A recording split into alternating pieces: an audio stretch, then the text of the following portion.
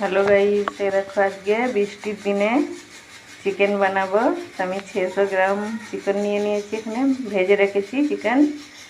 আর এখানে আছে আলু ভেজে রেখেছি, এখানে আছে কাঁচা লঙ্কা পেঁয়াজ, আর এখানে আছে টমেটো ধনের পাতা, আর আছে আদা রসুন বাটা।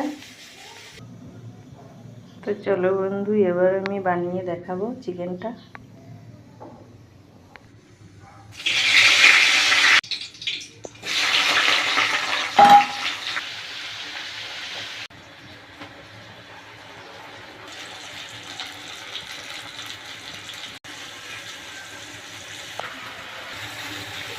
আমি মশলাটা গুলে নিয়েছি, এই দেখো দিচ্ছি,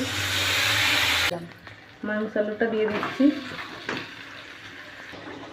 বন্ধুরা সামান্য একটু চিনি আর পরিমাণ মতো নুন দিয়ে দিয়েছি। এ দেখো কালার কেমন এসছে দেখো।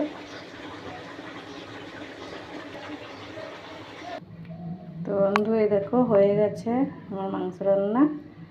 তো আমাকে যেন সাবস্ক্রাইব করে দেবে একটু বন্ধুরা।